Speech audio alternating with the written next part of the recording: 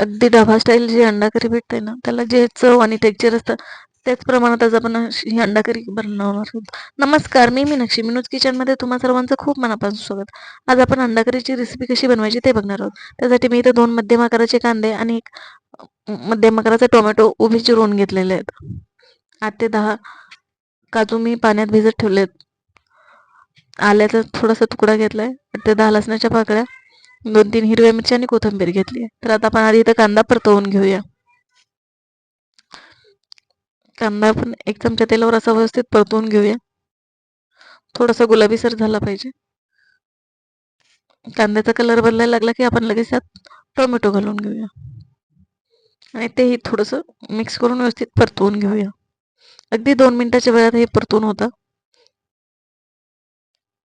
मी इथं 2-3 व्यक्तींसाठी पुरेल अशा हे प्रमाणात घेतलेलं हे प्रमाण आहे. तुम्हाला जर जास्त व्यक्तींसाठी बनवायची असेल तर तुम्ही हे कांदा टोमॅटोचं प्रमाण वाढवा.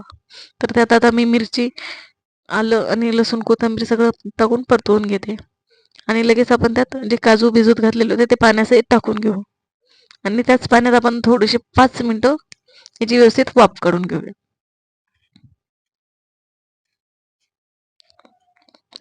तुम्ही बघू शकता अगदी 5 मिनिटं तशी वाफ तयार झालेली आहे. आणि आपण एकदा परतवून घेऊया आणि परत 5 मिनिटं झाकण ठेवून देऊया. तर तोपर्यंत मी तर अंडे उकडून घेते. मी तर 8 अंडे एका भांड्यात उकडून घेते. त्यात मी थोडंसं मीठ टाकले. तर तुम्ही बघू शकता अगदी व्यवस्थित परतवून झालेलं आहे. तर आपण आता हे मिक्सरला फिरवून घेऊया. मी त्या मिक्सरच्या भांड्यात काढून घेते आणि 2 मिनिटं थंड होऊन देते. थंड झाल्यानंतर आपण हे मिक्सरला एकदम फाईन पेस्ट बनवून घेऊया. थोडासा पाण्याचा वापर करून मी तर अशी फाईन पेस्ट बनवून घेतली. तुम्ही बघू शकता. तोपर्यंत मी इथं कढई तापत ठेवली आहे. त्यात आपण 2 चमचे तेल घेतले.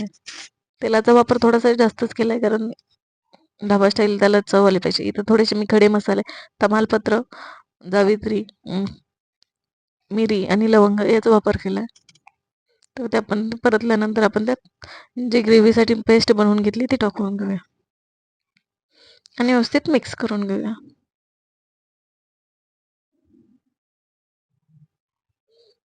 अगदी अशी 2 मिनिटं परतवून घ्यायची. तेल सुटायला लागले तुम्ही बघू शकता. तर त्यात मी आता 2 चमचे लाल तिखट टाकते.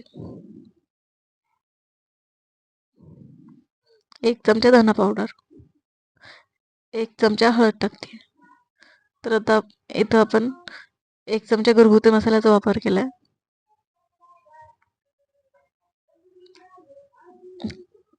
तर इथं मी 1 चमचा मटण मसाला वापरते.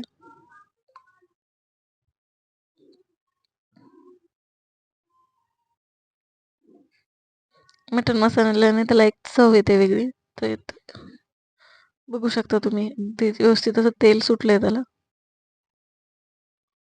थोडंसं आपण पाणी टाकून घेऊया. जे मिक्सरचं भांडं होतं ते आपण धुवून त्याचं असेच पाणी टाकलंय.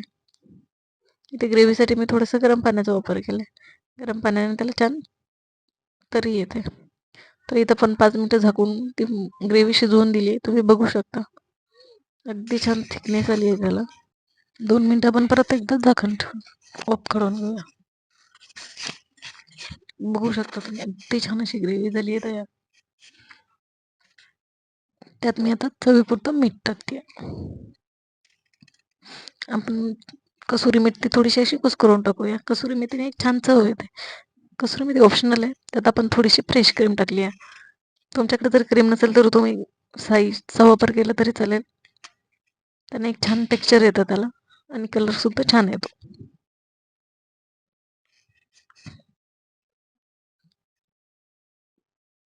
तर आता मी इथं अंडे घेतलेले ते सोलून घेतलेत आणि त्याला असं मी चमच्याने हे करून घेते, होल करून घेते. म्हणजे त्यात मसाल्यात व्यवस्थित असे भिनले जातात. तुम्ही बघू शकता असे होल केलेत मी सगळ्या अंड्यांना. आपण आता हे अंडे ग्रेव्हीमध्ये सोडून घेऊया. आपण असे व्यवस्थित सोडून घेऊया.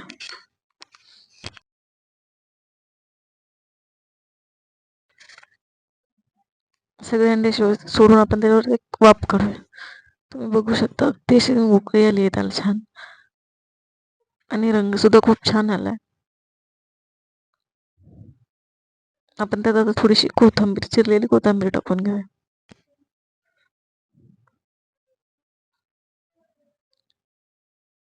तर आपली ही भाजी रेडी आहे, तुम्ही बघू शकता. आपण एका बाउलमध्ये काढून घेऊया.